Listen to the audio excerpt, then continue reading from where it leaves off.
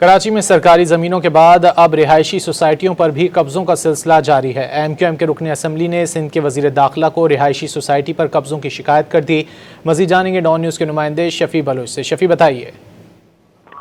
जी, रुकन सिंध असम्बली अरसलान परवेज ने वज़ीर दाखिला सिंध ज़िया नंजार को तहरीर दरख्वास्त पेश की है और दरख्वास्त में उन्होंने मौक़िफ़ इख्तियार किया है कि स्कीम 33 में निजी हाउसिंग सोसाइटी में पुलिस की सरपरस्ती में कब्जा किया जा रहा है। गौसिया हाउसिंग सोसाइटी जो कि तस्दीक शुदा सोसाइटी है और इसकी मुंतखब यूनियन भी है, लेकिन इसके बावजूद इस सोसाइटी के रहायशियों को जो है वो ज़बरदस्ती किया जा रहा है, किया जा रहा है।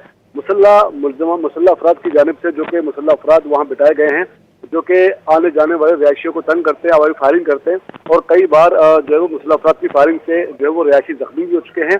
और दरख्वास्त में कहा गया कि सोसाइटी के रहायशियों ने थाना सच्चल और दीगर मुतल्लिका पुलिस अफसरान, मुतल्लिका DIG और मुतल्लिका SSP तक को भी शिकायत की है, लेकिन कोई सुनवाई नहीं हो सकी है और ताहाल मुलजमान के खिलाफ कोई कार्रवाई नहीं की गई है। गौसिया कोऑपरेटिव हाउसिंग सोसाइटी की जमीन पर कब्जा माफिया की जानिब से जो है वो मिल्कियत का दावा किया जा रहा है और इसकी शिकायत जो है वो की जा चुकी है, लेकिन अब तक कोई सुनवाई नहीं हो रही। रुकन सिंध असेंबली ने मामले की आला सतह इंक्वायरी और जिम्मेदारों के खिलाफ कानूनी कार्रवाई की दरख्वास्त की है और दरख्वास्त में सोसाइटी के रहायशियों को तहफ़्फ़ुज़ फराहम करने की भी जो है वो अपील की गई है। जी, बहुत शुक्रिया शफी बलोच इन तफसीलात के लिए।